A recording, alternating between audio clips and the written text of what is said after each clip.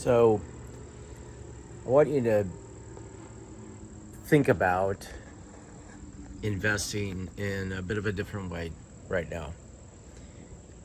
We focus on the news, the media, focus on equities, stocks, owning a stock, it's stock going up and higher, up and down, whatever, and we really just track only that. And what we rarely track, most people, retail investors, rarely track is the bond market. I would even argue most financial advisors don't even put a focus on bonds because they're taught that they're the most conservative investment. They're the 40% of your 60-40 split, and it's the most safest. And I want you to look at bonds in a different way. And let's define what an equity is or stock and what a bond is first, because it'll give you a better understanding. A stock is a partial ownership of a company. You own a company, you own a fractional ownership of a company. You own 100 shares of, let's say, Citigroup or NVIDIA. Well, you have rights, and so you have voting rights. And so depending on how much shares you own, you're able to make your suggestions. Are they taken? Sometimes, sometimes not. But depending on how big your voting rights are or how many shares you have a right because you own a piece of that company. Bond is a loan. A bond is a company or a municipality or a country issuing a bond or a piece of paper that says, I am going to borrow money from you at $1,000 increments, and for borrowing that money, I'm going to pay you a yield. And so you say, yeah, sure, I'll lend you the money. I'll lend you $1,000. And in exchange, you pay me a yield while you, between now and the time it matures. And let's say maturity is 5 years from now. So your municipality needs to build some roads or a bridge. And so they issue a bond to raise the money to buy those, to build that bridge. And they pay you a yield in between. Let's say it's like 5% or something like that. And they're going to throw in a little discount for you because they're not going to tax you on a state level or something like that. Treasury, they're not going to tax you on a federal level, right? But if you buy, Apple needs to build out they're raising money to build another division of their new home office. So they issue a bond, and you go, okay, yeah, sure. you're going to pay me a higher yield because your company and your prices, your revenue's based on me, the consumer, buying your product and this, that, and the other. And so when you look at this, you go, okay, a bond is a loan. And you can use the demand for loans as an indicator of where we are in the cycle. And let's get into that. So you buy a bond, and let's just use the AI boom as an example.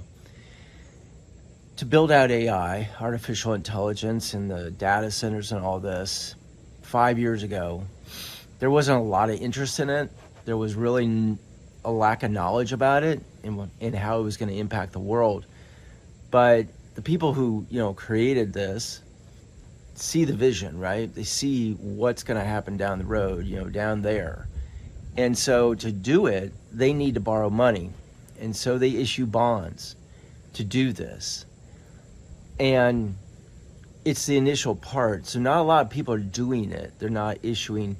There's not a lot in abundance of bonds being issued or borrowing of this money at the time. And as the hype cycle begins to ramp up, and think of it as a flywheel, and it becomes more and more and more and more and more, and we get to where we are now, and that is everything is AI. Everything we talk about is AI. Your conversations with friends is AI. It's all about that.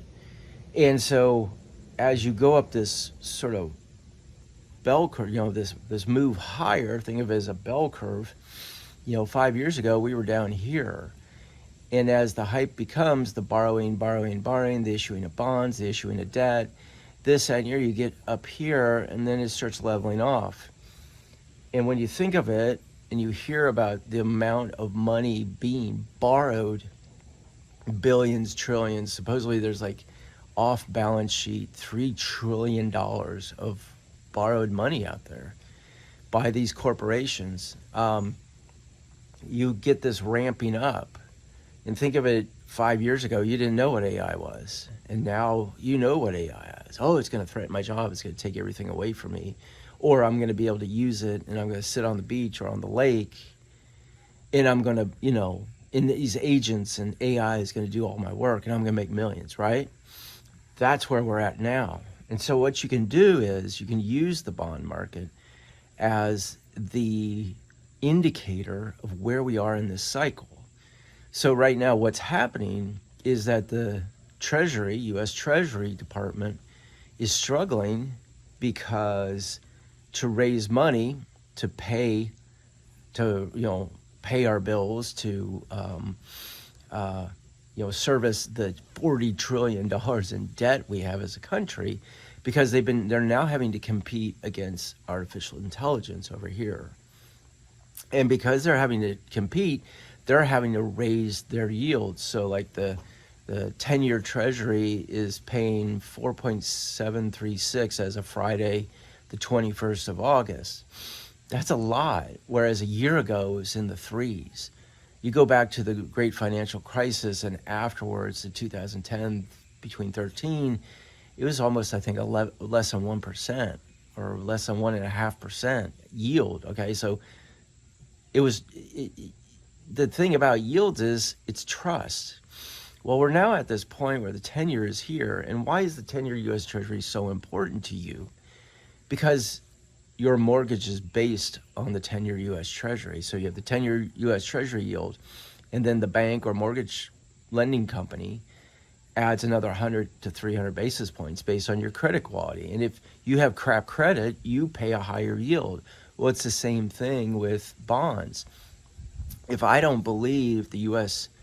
Treasury can pay me back on a 10-year bond or a 30-year bond, I'm going to demand more risk premium, and that's the yield. So that yield goes up, and if the yield goes up, there's more risk premium to ensure that while you're paying me, that between now and if you were to default and not pay me back my full $1,000 per bond, which you issued it at, then I maybe made up the difference, made up some of my potential $1,000 loss. So there are different types of bonds. There's high credit quality bonds, that's AAA, AA, single A. You have intermediate rated bonds, that's triple B, double B, single or double B. And then you get in below triple B, you start to get into what is called junk bonds. And that's Michael Milken was a junk bond king back in the 80s, and that's how Walmart actually was financed, and how Walmart financed their expansion, because Michael Milken created junk bonds or high yield debt for them, because Walmart was a startup company and so much risk that Walmart wasn't going to work. They charge a higher yield, and Walmart had to pay out that higher yield. But if you're the U.S. Treasury, U.S. government, we're now a double A rated bond at this point. We were triple A, and a number of years ago it got downgraded because we are frivolously spending money, and now we're 40 trillion in debt. Well, now the world is looking at us and saying, would I be better off would I more likely get a return on my money that I lent, to an AI, company like a NVIDIA or a kind of thing, or is it likely I'm going to get paid back by U.S. Treasury? Well, that's becoming in question. And so now they're looking at this, and they're saying, people are looking at it going, you're going to have to pay me more yield on those U.S. Treasuries because the risk is higher now. You've broken the threshold of debt, and that's 40 trillion. And you're going higher because you have no plan to reset.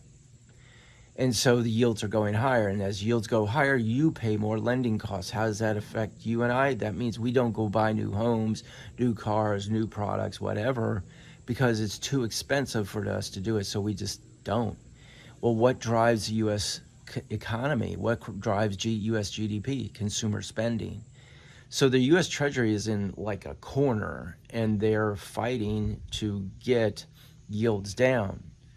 So how do I use this bond information? Well, when you see the ramp up like we have in artificial intelligence and the abundance of money being borrowed to finance this build out, yet there is no defined endpoint or finish line when I'm gonna see a return on my investment.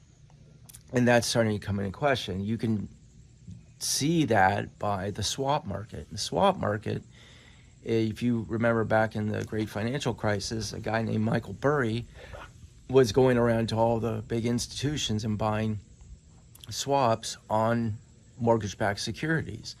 And he got down to a point where he was just like a tranche of it, a piece, bonds are built in tranches. So a higher end of the bond is more like investment grade, high grade, ranking bonds. And then you get down to the bottom and it's just junk, it's shit. And so he bought swaps against the crap that he knew was going to default. And that is a form of insurance. So you go out, you own, say, $500 million in Oracle bonds, and you see Oracle so overextended, their free cash flow is negative. These guys are leveraged out the hilt.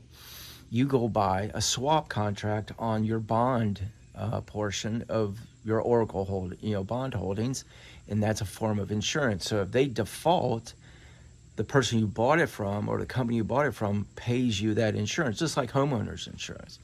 So here's how you use this. One, understand the cycle. Where were we 5 years ago in artificial intelligence, and where are we today when it comes to the hype cycle? Did you hear about it at the level we heard about 5 years ago? Or do we hear about 5 years ago? Did you hear about it like we hear about artificial intelligence today? No. So you have this ramp up in the cycle. Now you're hearing about all the pushback, the restrictions, and how much money these guys are trying to borrow. And these creative financing programs that BlackRock, Blackstone, Apollo, KKR, and NVIDIA have put together to finance this, which is no different than the collateralized debt obligations that they created during the great financial crisis. And you start to see this, and you see the premium people have to pay on swap contracts to insure their bond holdings, and you see this massive premium. That should be your sign. Those things should be your sign. Creative financing, overabundance of borrowing, and the premium you pay to insure those bonds. That'll tell you where we're in the cycle. And right now, think of it as a bell curve. So we're here, and we go up, and we're here. We're here 5 years ago, go up, now we're here. And so you, as the chief investment officer of your family's household, have to ask, if those bonds fail, in my 40% of my 60-40 portfolio that everybody tells me I'm safe as can be, how much jeopardy, how much risk am I subjected at? What if they start defaulting on bonds and the bonds go down in value, yields go up, and the equity market does the same thing? What happens to my retirement? How do I protect myself? And that is the last thing everybody thinks about when investing. The last thing they think about is, how much am I going to lose if I put money into this investment, a bond and equity? It should be the first thing. Every institution out there who manages money, every hedge fund, private office, big corporation who manages money, first question, what is my risk reward? How much am I going to lose if this goes bad? How is it going to affect the overall portfolio? Am I going to have a 5% drawdown, a 10% drawdown, or a 50% drawdown? At what point am I out of business? And that's what you got to think. So use this information and use the bond market as your tool to determine the risk reward ratio that you're taking right now. And if your financial advisor says, no, you're okay, bonds always go, bonds are safe, this, that, and the other, call bullshit on it and go and push them. Push them, him or her, and push them and find out what they know. Because you're the chief investment officer of your family. The worst scenario you can be faced with is you're 71 years old. You've been retired for 6 years and your skill set is out of date and you don't have enough money to live the next 20 years of your life, because chances are you're going to. They're going to keep you alive. And if you're not protecting that downside risk, if that is not on your mind first and foremost when you look at your portfolio, you're fooling yourself. Watch the bond market. Ask questions. Learn more about it. It is the truth. It is 6 times larger than the equity market. And then they bet on it using derivatives, which creates more risk. So use the bond market as your barometer of, are we in a growth period, a high risk period, or a depressionary period? Easy to do. Check us out, Best of US Investors. This is what we talk about. This is what we do. The worst thing I want, the nightmare for me, is that our investors take too much risk and they blow themselves up and they got to go back to work. And if you're 70 some years old, 60 some years old, likely your work will include the phrase, do you want fries with that? Or welcome to Walmart.